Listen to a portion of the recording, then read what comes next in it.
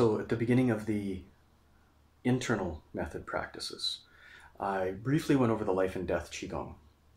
And that's the one, just to review, where you're doing Buddhist breathing, expanding dantian as you breathe in, and your hands resting on your thighs while you're sitting on the floor. Expand with the lungs, and then contract with the lungs. And it's a longevity Qigong. But I haven't really gone all that far into it before because it was just the beginning of the course. So I wanted to get a little bit deeper into the idea of breath control and how it corresponds to all of this stuff. So first of all, I thought maybe a little brief introduction to why breath control is considered a longevity exercise might be in order, and then we'll talk about a way to start to slow human respiration.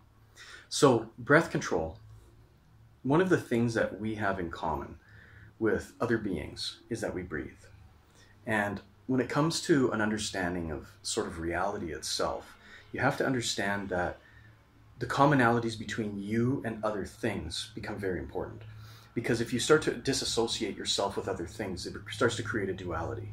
And there really isn't a duality. And both Buddhist and Taoist thinking both portrays this. And when you go into martial arts, it matters a lot. The less duality you have as far as how much skill you end up with and how well you do combatively. So what I mean by duality and dualistic thinking is thinking that the mind and body are different things.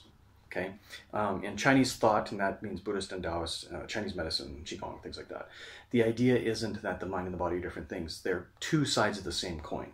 So you have a single coin, and on one side is the mental side, the internal side, and on the other side is the physicality of the body, right? So this is the Jing, Qi, Shen transformation idea, right? The Qi being the relationship between two things, whatever those two things might be. In this case, hello, this is Dublin. In this case, we're talking about the relationship between the mind and the body, between the Jing and the Shen, right? So those two aspects of a single thing are the removal of the duality in your thinking.